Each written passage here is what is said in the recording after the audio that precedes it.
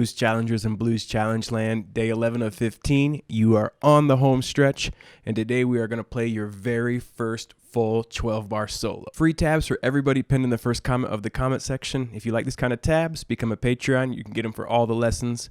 Subscribe and learn with us, and let's do it. Grab the ukulele brain attention span, and let's shred your first solo, friends. Follow me on in. So one of the ways I like to think about a solo is I like to think about it as a paragraph. And I like to think about each phrase, which is kind of like a lick. You can think about it as a lick, as a sentence. So every solo, every blues solo, we're aiming for 6 sentences, or one sentence every 2 bars.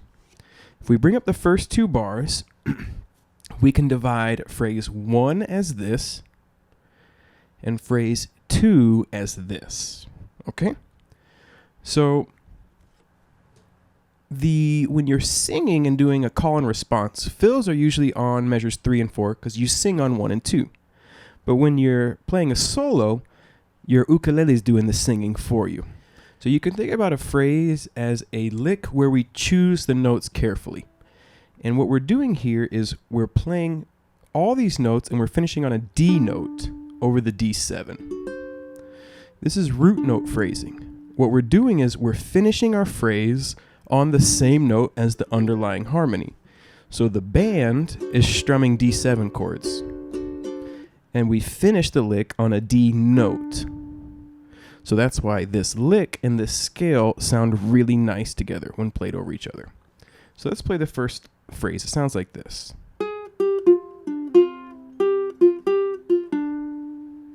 Okay? 4, 3, 1, do, do, do, 2nd fret of the C string, 1. And that's on the 3rd beat, but it's a whole quarter note. So it's 1 and 2 and 3. We play 3, 1, 3, 1, 2. There's the last note of our phrase. That's the most important. That's the one you want to think about the most. And it is a D note over a D7 root note phrasing. 1 and 2 and 3, 4 and 1 and 2, 3, 4.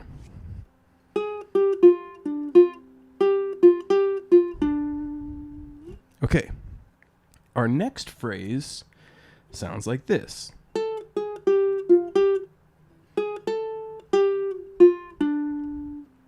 So again, we're finishing on the D note over the D7 chord, root note phrasing. And it's going to go, and this time we have the blue note in there. Well, we did actually on the first phrase too. It's the first note of the solo. 5, 4, 3, 5, 3. 1 and 2 and 3. Now the first phrase also went 1 and 2 and 3. Repeating rhythmic ideas is creating something called a motif. And a motif is when your phrases have some slight things in common, some subtle commonalities that bring them together, that make them fit a little tighter. So that's what we're doing here. We're doing a similar rhythm to create a motif or a theme. 1 and 2 and 3, 4, 1 and 2. This time though we play on the and instead of the 4, which creates a cool movement. 1 and 2 and 3, 4 and 1, 2, 3 and 4. We also finish on the and. 1 and 2 and 3, 4 and 1, 2, 3 and 4. These two phrases together. 1 and 2 and 3, 4 and 1 and 2, 3, 4. 1 and 2 and 3, 4 and 1, 2, 3 and 4. Cool. Then the middle 4 come up. This time, the first, we have 2 measures of G7. Now, over the G7, we're going to finish on the G note. This note's in our scale, and it's also the root note of the chord we're playing. Root note phrasing. We're finishing the phrase with the root note of the underlying harmony. Underlying harmony, meaning the chord the band is playing. 1 and 2 and 3, 4, 1 and 2, 3, 4. Open A string, 3rd fret, 1st fret, 2nd fret. Back to the 1st fret on the 3rd beat, 3rd fret on the 4th beat. 1 and 2 and 3, 4, 1 and 2. 2nd fret, 1st fret, 3rd fret, and that'll ring out for 2, 3, rest on the 4. 1 and 2 and 3, 4. 1 and 2, 3, 4. Then our next phrase is a similar visual aesthetic to the 2nd phrase from earlier. Again, that's a nod to the motif. Also, the underlying harmony is a D7, and we finish on a D note. So we get 1 and 2 and 3 and 4 and 1 and 2, 3 and 4. Nice and slow. 1 and 2 and 3 and 4 and 1 and 2, 3 and 4. Very cool use of this flat 5th, the devil's 5th, because we go 5, 4, 5. A lot of times it's a passing note from 5 to 3 or 3 to 5. But you can go 5, 4, 5, 3, 4, 3, bend, hammer, pull, slide. We'll talk more about ornamentation in the 13th lesson, but you can do a lot of cool things with that as opposed to just one of them, do, do, do, down and up. 1 and 2 and 3 and 4 and 1 and 2, 3 and 4. A little slow. Let's play this one real slow. 1 and 2 and 3 and 4 and 1 and 2, 3 and 4. That rest on the 4 can be a little tricky. Verbalize it, count it out loud. Okay, the turnaround lick, we're going from scale to arpeggio. But the same idea, root note phrasing. I'm finishing on an A note over my A7. But instead of using the scale, which I can, I'm using the arpeggio. 1 and 2 and 3, 4. I move it down 2 frets. A nod to this motif concept. I play the exact same thing. 1 and 2 and 3, 4. 3rd fret, 2nd fret, 3rd fret, 1st fret, 3rd fret. Then a new turnaround. Note-wise, it's not. It's... But this C note, we're going to play here instead. So we're going to go 2, 8, 7, 6, 5, 7, 7, 8, 8, 9. 1, 2, 3, 4, 5, 6, and 1. 1, 1, 2, 3, 4, 1, 2, and 3, 4. Boom, into the top.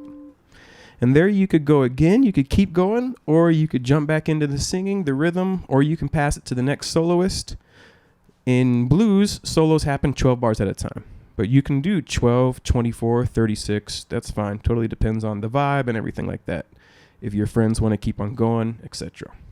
As far as the last 2 measures go, these classic turnarounds that we do work fantastic as part of the solo. You can also dress up, licks and solos to kind of do the same concept, the same idea. But I just love throwing a classic turnaround right in my solo because it sounds so good. Okay, so let's play through the whole thing. No backing track. We're just going to count it nice and slow. 1, 2, 3, 4. 1 and 2 and 3, 4 and 1 and 2, 3, 4. 1 and 2 and 3, 4 and 1, 2, 3 and 4. 1 and 2 and 3, 4. 1 and 2, 3, 4. 1 and 2 and 3 and 4 and 1 and 2, 3 and 4. 1 and 2 and 3, 4. 1 and 2 and 3, 4. 1, 2, 3, 4. 1, 2 and 3, 4. Boom. Into the top.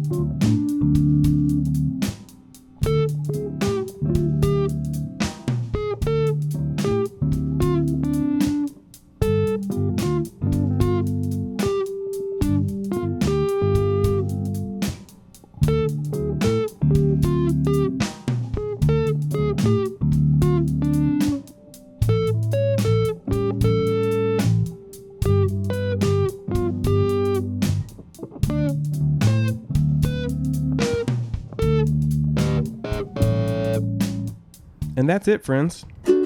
Your very first blues solo. Be proud. And there you have it, friends. Not so scary, not so intimidating, not so overwhelming, not so King Kong, not so Godzilla. Actually, Godzilla in Japanese is Gojira. Gojira. I said it twice because the guy at the very beginning of the movie says it all scared, like, Gojira, Gojira. But, Godzilla, Gojira, tomato, tomato. Have a lovely day, and we'll catch you in 2 days for day number 12. That's 12 in Spanish, my friends, and I'll see you soon.